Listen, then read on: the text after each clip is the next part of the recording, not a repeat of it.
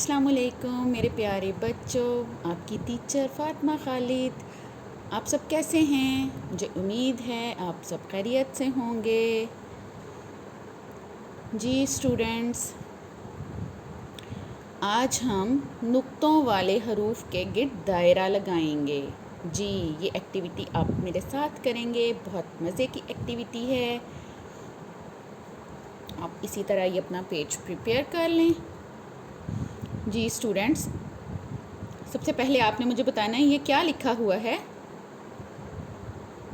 जी, ये है जीम।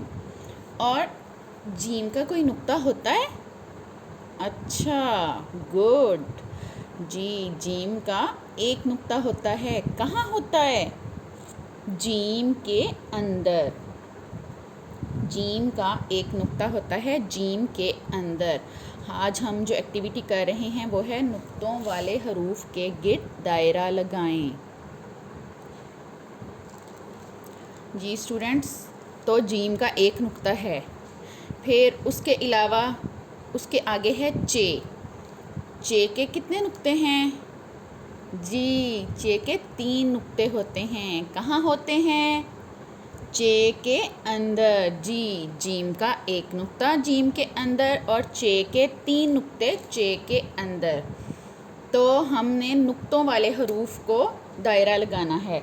इस तरह जीम का भी नुक्ता है तो हम जीम को भी दायरा लगाएंगे, और चे के भी नुक्ते हैं और हम चे को भी दायरा लगा देंगे। अब चे के आगे क्या होता है? हे। हे के कितने नुक्ते होते हैं? जी, हे का कोई नुक्ता नहीं होता।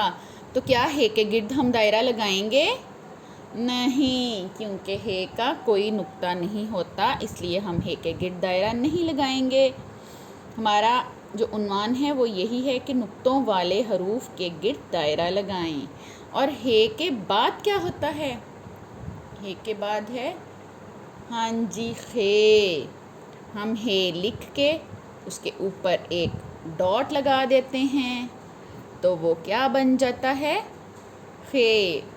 खे के कितने नुक्ते होते हैं? एक नुक्ता। कहाँ पे? खे के ऊपर। तो हम खे को दायरा लगाएंगे। हाँ जी, हम खे को भी दायरा लगाएंगे।